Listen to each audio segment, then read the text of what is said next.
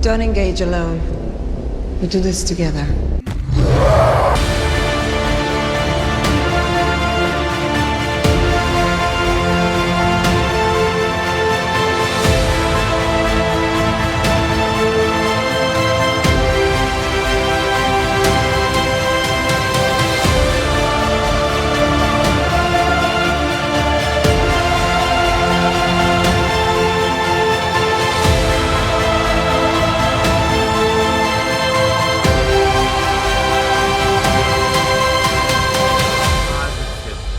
Yeah! We got it! We got it! New 52 booklet. Somebody clip this one. Hey, what's up, guys? Welcome to Comics League. I'm Jared, and today we are talking about why WonderBat doesn't work. But first things first. Since my last recording, I kind of wanted to bring this up that the channel now has reached 1,000 subscribers, and I just want to start off by saying I am immensely grateful to everyone that has subscribed, shared, watched a video. Every little bit helps. I'm here because of you guys, so thank you. Sincerely, thank you, and I'll do more. I'll trust me. There'll be more thanking on this week's CLD. But so why do I want to bring this up? So I see, because obviously I'm plugged in with like the Twitter sphere and the comic book side, and I see so many people, well, seemingly so many people trying to promote Batman and Wonder Woman as a legitimate couple.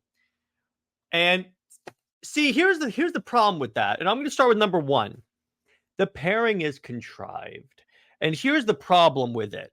Because when you look at what makes them, when you look at both of their characters, Wonder Woman is an agent of truth. Batman is an agent of manipulation or lies or deception, which it's part of his appeal as a character. He's kind of like the spy of the Justice League. And the problem with it, I get that opposites attract. The problem is when the thing that makes them opposite is like fundamental to their character, like her embracing truth and not going for like justice.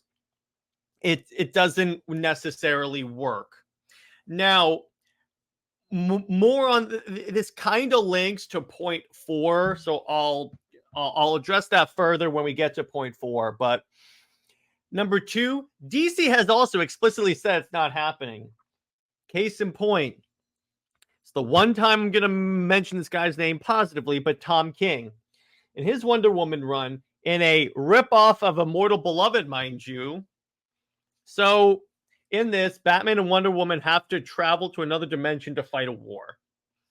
And I love the way I believe that the way the issue ends, the previous issue ends with them leading in like they're going to kiss.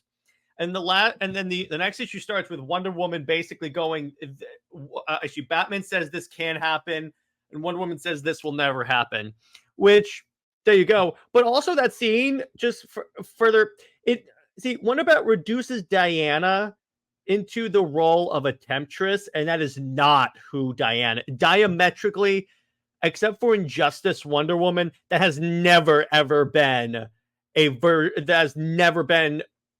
part of any version of Wonder Woman. I am confident in making that absolute statement. Going into number 3, it makes Batman redundant. This is why in the comics, WonderBat will never happen, and why it's never happened in the past.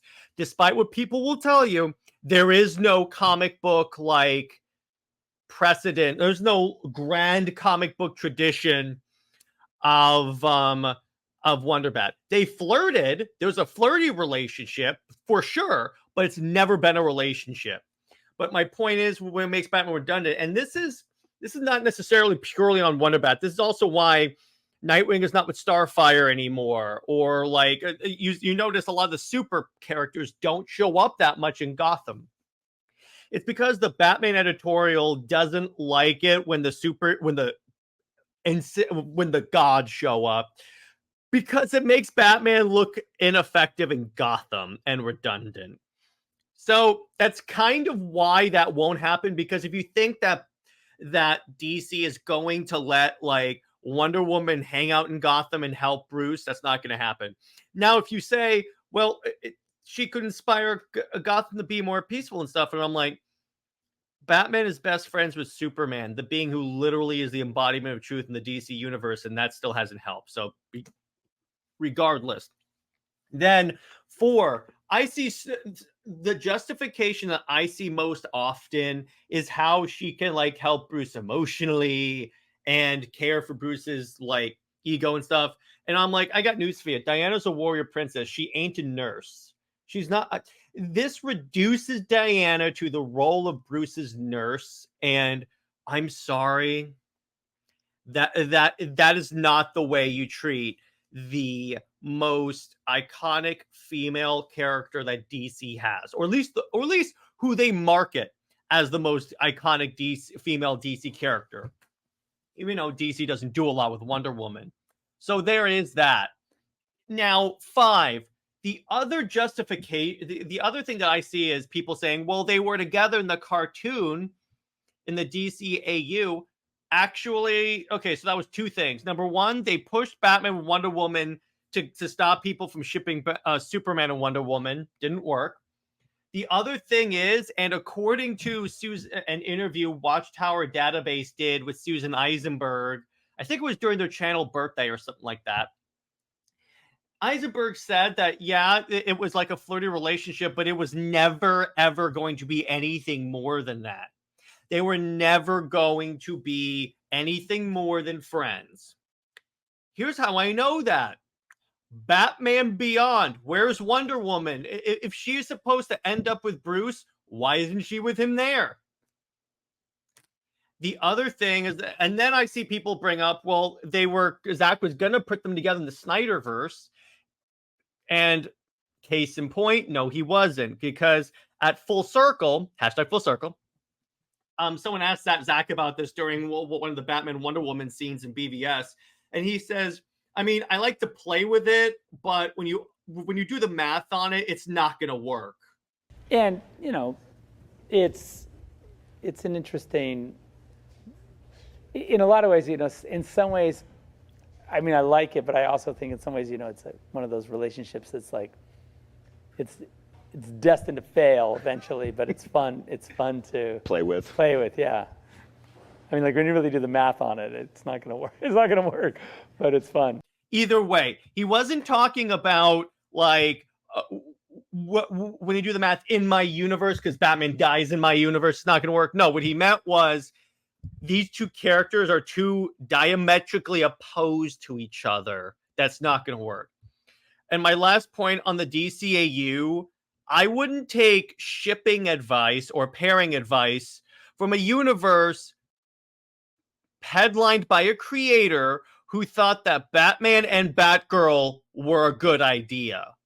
And here's how I know it's a good idea. When challenged on that, Bruce Timm has said that I always felt there was an unspoken attraction between the 2. A mutual unspoken attraction. So I say, that's creepy as hell. I don't take your opinion on anything relationship-wise. In terms of Batman, in terms of how to characterize Batman in everything but relationships, yeah, I'll take your... I'll leave it this way. I'll hold your opinion to a high regard when it comes to, like, how Batman should act and such, except for on the no killing thing, even though Batman has killed pretty much all the time, even if not by his own volition. But my point is, in terms of everything but relationships, yeah, I will defer to you, because there's no denying that Bruce Timm has done a lot to define who Batman is, and in a positive way. Credit where credit is due, dude. Credit where credit is due. Just in terms of relationships. Now, that's where I'm going to leave it. Hope you guys enjoyed this video. Please be civil in the comments section. Give me a legitimate argument, civil legitimate argument as to if WonderBat works, or if not, if you are like me and think it's not, it would never be a legitimate thing. Let me know in the comments. And again, if you feel so inclined and you like more of my content, please click that subscribe button and click the bell as well. Because what that does is it gives you a notification every time I upload a video or a post or anything like that. That way you get to keep up to date with what I put out. So stay woke, everyone. Remember, Lois Lane is Lois Lane. She belongs with General Zod, Zois for life, and Maxabat for life. See you later.